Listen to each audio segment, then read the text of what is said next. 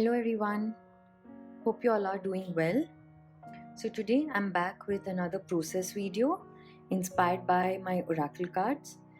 So if you've seen my video from this week, I have introduced you all to the next 8 cards in my oracle deck, the Crystal Sea Oracle, and I randomly shuffled them and picked out a card which would inspire me to create something today.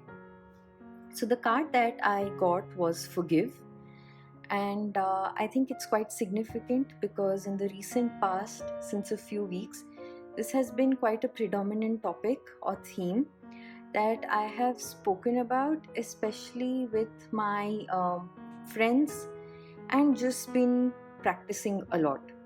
So I think it's quite significant for it to pop up. And I'm just going to show you a quick process video of how these oracle cards can be used to create art mindfully. So today I decided to create a postcard, and I've had this book which is a watercolor postcard book, and I thought that was really ideal for me to create this because it's pre-cut, it's the perfect size, and it can be a good reminder of forgiveness for daily life. So this is a postcard that I could just sort of stick it up on my work surface or put it in my bag, and it serves as a really great reminder of knowing and practicing this concept of forgiveness. Now, forgiveness is not always about somebody else. Sometimes it's also about our own selves, releasing ourselves of guilt, forgiving ourselves for a mistake from the past, and just sort of healing and taking the lessons and moving ahead. If you enjoy such videos, do hit the thumbs up and let me know by liking the video and leaving your comment. Like I always say, I truly appreciate it, and it also helps me understand how my content is connecting with you all. So although this is watercolor paper, I wanted to use Lindy's because as soon as I saw this card, I love the rich and vibrant blues, yellow, green hues, and Lindy's, the magicals, shouted out to me. So I wanted to use those. So what I'm going to do is I'm going to first prep my surface with white gesso. As you can see, I am not applying a very thick layer, it's quite watered down, and I'm just focusing on priming my page because I'd like my colors to be intense, and just setting my base, like laying my base for pouring out my emotions here. The fact that this is grainy watercolor texture, and while I'm applying the gesso, just reminds me much like this effect of the sea and the waves. For my colors, I've picked out the 3 magicals: azure sea asters, which would be the blue, bells of Ireland green, and yellow roses of Texas. So these are the 3 colors inspired by this card that I'd be using today on my postcard. The first thing that popped into my mind when I looked at this card of forgiveness, of course, dandelions, a strong imagery here, and I have some die cuts as well as chipboard elements that I thought I could use, so I just took them out for this particular postcard. But strongly, apart from the sea that I speak about, it reminded me of this whole ebb and flow of life where we experience certain things, we have to let go of certain things, which comes in the form of forgiveness, and move ahead and just flow with it all.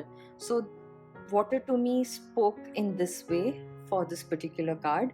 Another strong symbol that popped into my head was thread, and I thought that that's something that I'd like to explore and use over here today, because to me, stitching and adding thread seems like mending, where things may not always be the same, but you always do have tools to mend, stitch, and move ahead. So that was the symbology that strongly came up, and for that reason, I was reminded of this Aall and Create stamp that I have in my stash, and I decided I'd use the zipper, the scissors, because it's about cutting. Sometimes forgiveness is also about learning the lesson, forgiving, clearing, moving ahead, which means you might have to cut that cord, you might have to cut some things or somebody out of your life because they no longer serve you. However, when you're able to make peace with it, you're able to resolve it in a totally different manner. So that, I think, can be represented with this stamp set. And while I was just looking, I also found this interesting texture stamp of how things can get ugly and messy in life sometimes. So I decided to use these two. So now my first step is actually going to be adding texture with these particular stamp sets onto my paper. Of course, the postcard is horizontal, but I feel inclined to creating it vertically for some reason. And so I'm just going to go with my intuition and do that. I'm using black archival ink for this step because I'd like it to stay permanent, as well as black being a neutral color when I begin adding the other colors. And black also represents darkness to me, something that we all at times carry when we're not able to forgive and move on.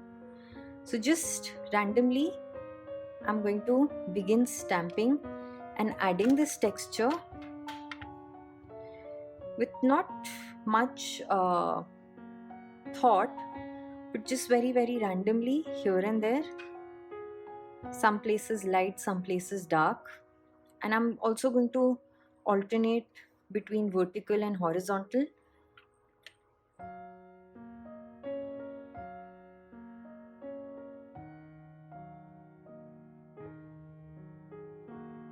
I'm just playing with shadows and layers because to me it represents, like I was talking about, the ebb and flow, but just also the layers of life, where sometimes we get caught up in the shadows, we don't want to move ahead, sometimes we want to embrace the light. So just playing with that whole idea here and doing this multi-layering.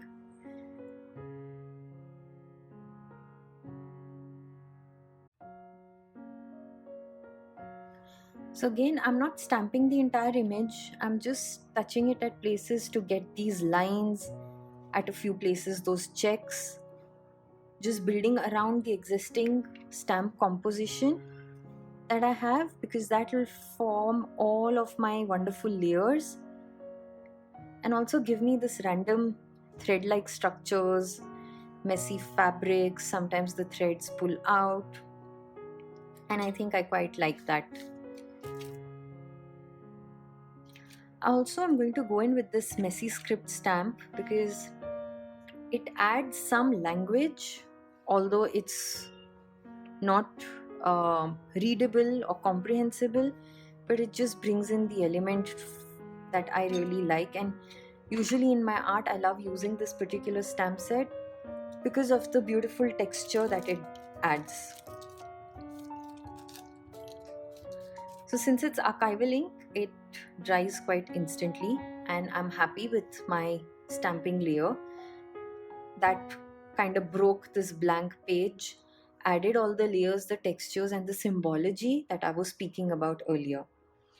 Now I like to stitch some thread pieces onto this, and so I'm going to go and work with it on my sewing machine, but very randomly around this, a few vertical, a few horizontal thread lines, and I'll be back. So that's a look at my stitched elements, just some random zigzag dotted lines and thread, and leaving some loose strands here and there. Just a nice organic messy look, yet that significance of the symbolism. Next up, I just want to add some color, let it flow, play with that, and then go about seeing my focal arrangement.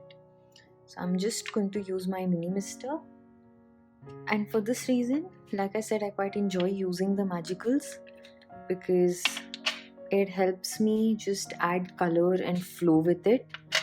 There's no fixed pattern. The water will make it flow and it will just take its own course. So starting with the yellow, and first I'll just mist my page here.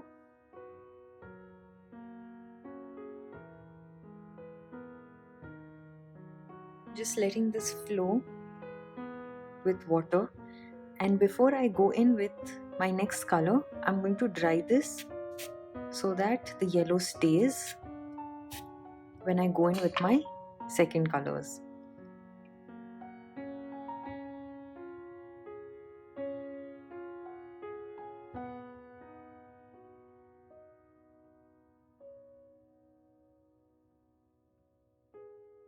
And now I'm just going to go in with a little splatter of the same colors that I've used.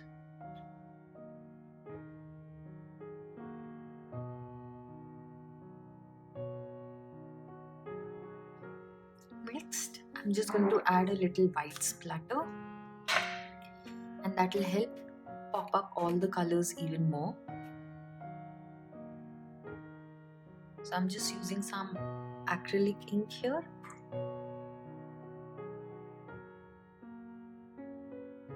This just helps me create a balance between the black and all of these colors. The white just sort of adds in the element of balance, bringing everything together really well.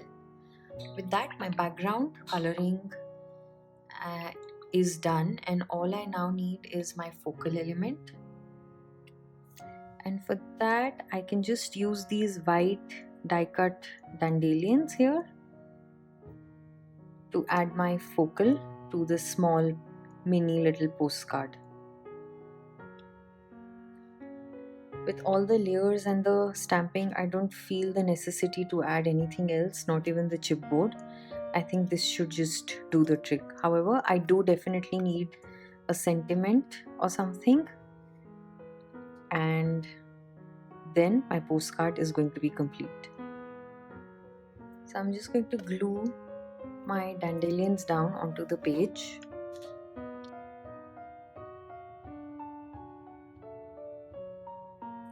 Meanwhile, I also have my sentiment that I want to use, which would be authentic, have an open heart.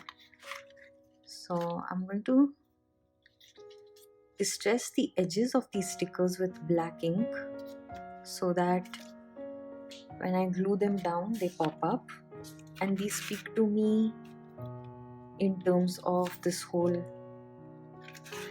theme that I'm creating with today.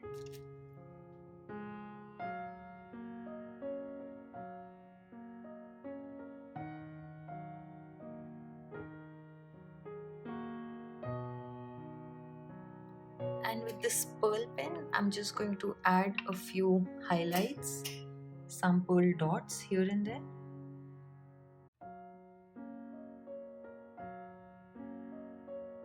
And that to me completes my postcard. So of course I haven't journaled in this one. However, I have space behind to write something, and what I would like to do is just write some lines on forgiveness from my own poetry book that I compiled and published this year. So I have a poem on forgiveness that I'd written, which speaks to me, and I'd read it out to y'all.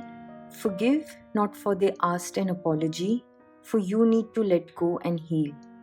Forgive not for it makes you weak, for it sets you free. Forgive not for it changes the past, for it expands your horizon. So I would just sort of, once my pearl drops are dry, I'm going to write those lines here, which would be like a reminder every time I see this postcard. So here's a close-up of this postcard that I've created today, with that shine, shimmer, flat layers of texture, however, everything that stands out. Hope you've enjoyed this video today, a quick process video of creating a postcard. You can also follow the same process on an art journal page. This can actually also be used as a card, mounted on a card base, anything really. So until the next time, take care and bye-bye.